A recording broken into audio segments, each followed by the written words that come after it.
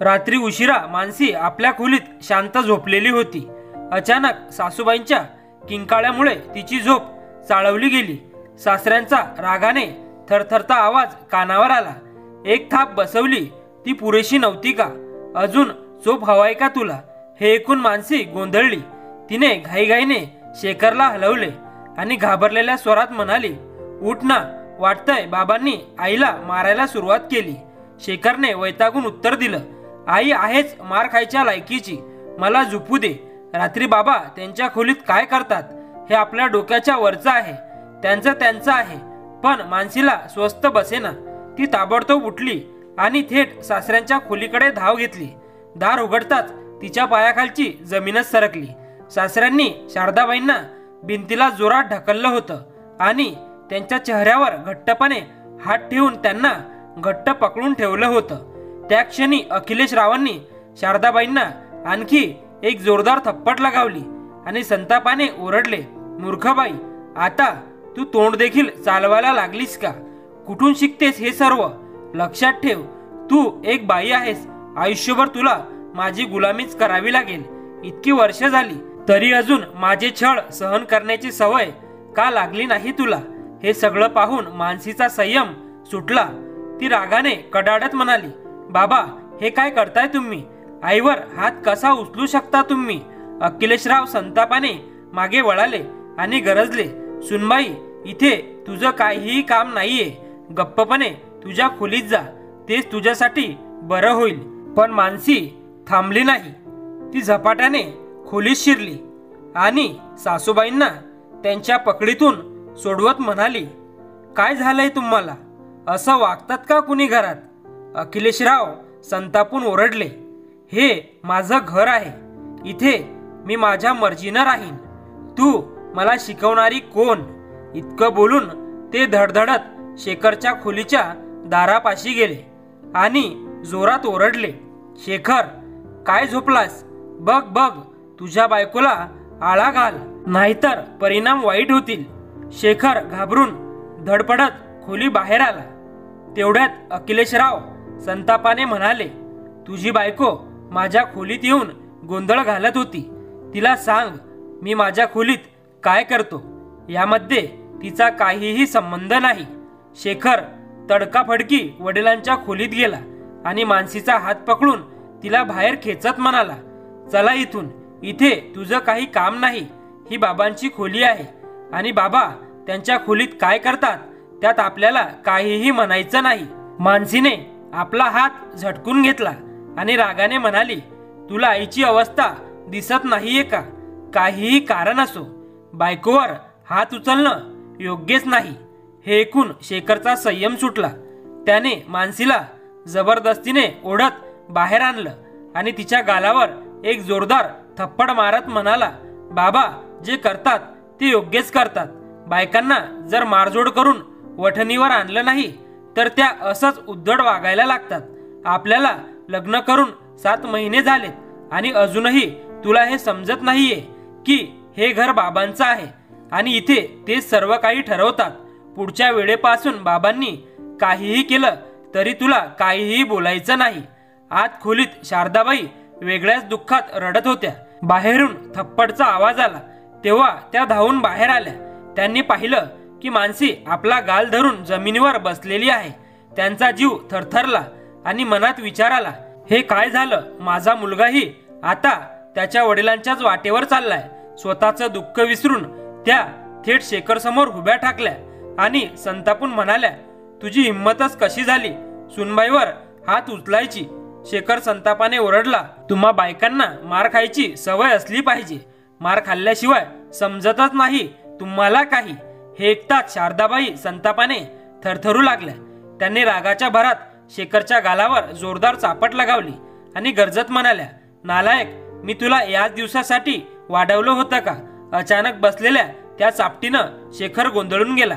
त्याच्या कल्पनेतही नव्हतं की आई त्याच्यावर कधी हात उचलू शकते. तेवढ्यात अखिलेशराव शारदाबाईंकडे आले आणि तावातावानं म्हणाले, तू माझ्या मुलाला थप्पड का मारलीस? शारदाबाईंनी संतापाने त्यांच्याकडे पाहत उत्तर दिलं, काय समजलात तुम्ही लोकांनी? बायकांना फक्त मार खाण्यासाठीच ठेवलेलं आहे का? खरं तर मार खाण्यासारखे कृत्य तुम्ही करताय. कदाचित चूक माझीच आहे.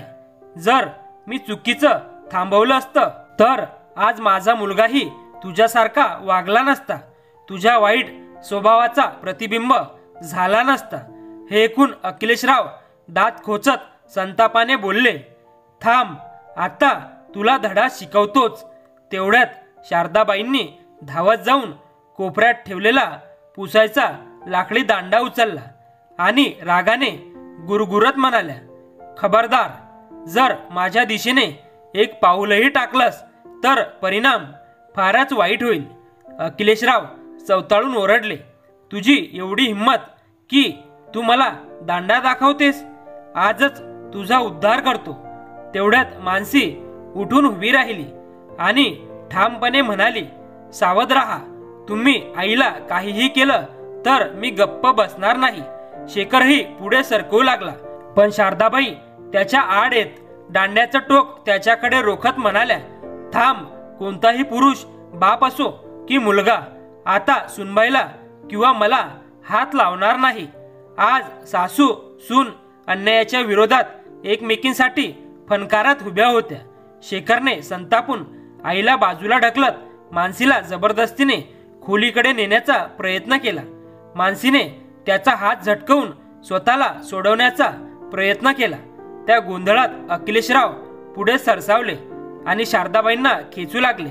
शारदाबाईंनी दांड्याने एक फटकारा मारत संतापाने ओरडल्या, हात लावण्याचा प्रयत्न देखील केलास तर परिणाम भोगावाच लागेल. पण अखिलेशराव थांबले नाहीत. त्यांनी जोर जबरदस्ती सुरूच ठेवली. त्यामुळे शारदाबाईंच्या दांड्याचे फटकारे अधिकच तीव्र होऊ लागले. अखिलेशराव आता त्या प्रहारांपासून वाचण्याचा प्रयत्न करू लागले. हे दृश्य पाहून शेखरने मानसीला सोडून दिलं आणि धावत येऊन आईच्या हातून दांडा हिसकवण्याचा प्रयत्न करू लागला. या दरम्यान मानसीने मोबाईल उचलून पोलिसांना फोन केला. तिचा आवाज ऐकून अखिलेशराव आणि शेखर दोघंही क्षणभर स्तब्ध झाले. त्यांच्या चेहऱ्यावर भीती स्पष्ट दिसत होती. शेखर तडकाफडकी मानसी जवळ आला आणि संतापून म्हणाला, हे काय केलंस तू? तुला पोलिसांना फोन करण्यास कोणी सांगितलं होतं? मानसी संतापाने तडाखली, आज तुम्हा लोकांना धडा शिकवणं फार गरजेचं आहे, नाहीतर दिवसेंदिवस तुमचं धाडस वाढतच जाणार आहे. मला असा नवरा नको जो स्वतःच्या आईला मार खाणं पाहूनही गप्प बसतो आणि स्वतःच्या बायकोवर हात उचलतो. जर तुझ्या बाबांनी आईवर हात उचलला तर तुझं कर्तव्य होतं त्यांना थांबवण्याचं, त्यांचा साथ देण्याचं नव्हे. त्यांच्याच वाईट पावलावर पाऊल ठेवून तू माझ्यावर हात उचलणार? हे ऐकून शेखर गोंधळून गेला. त्याने विषय बदलायचा प्रयत्न करत म्हणाला, पाहिलंच ना, यात माझी काही चूक नाही. मी लहानपणापासूनच हे सगळं पाहत आलोय, मला माफ कर. तेवढ्यात अखिलेशराव संतापून म्हणाले, सुनबाई, हा आपल्या घरातील खासगी प्रश्न होता.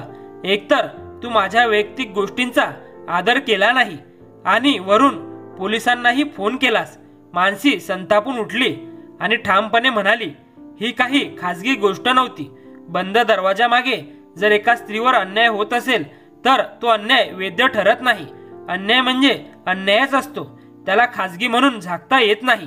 अखिलेशराव संतापाने गुरगुरले, मी तुझ्या वडिलांना फोन करून सांगतो की तुझ्या अंगात किती उद्धटपणा भरलाय. लगेच पोलिसांना फोन करून सांग की घरी येऊ नका. मानसीही हटून बसली. ती ठामपणे म्हणाली, मग मीही आता माझ्या बाबांना फोन करून सांगते की त्यांनी कोणत्या प्रकारच्या कुटुंबात माझं लग्न लावून दिले, जिथं बायकांना पायाखालची चप्पल समजलं जातं. हे बोलता बोलता तिचा श्वासही जोराने फुलू लागला होता. नंतर ती शारदाबाईंजवळ गेली आणि हळुवार पण ठाम आवाजात म्हणाली, आई, आता तुम्हालाच धाडस दाखवावं लागेल. तुम्ही मार खाण्यासाठी नाही जन्माला आलेल्या. अशी काय चूक झाली होती तुमच्याकडून की पप्पा तुमच्यावर हात उचलत होते? शारदाबाईंच्या नजरा जमिनीवर वळल्या. त्या शांतपणे म्हणाल्या, मला ताप होता आणि हे त्यांची मनमानी करण्याचा प्रयत्न करत होते. मी नकार दिला म्हणून माझ्यावर हात उचलला.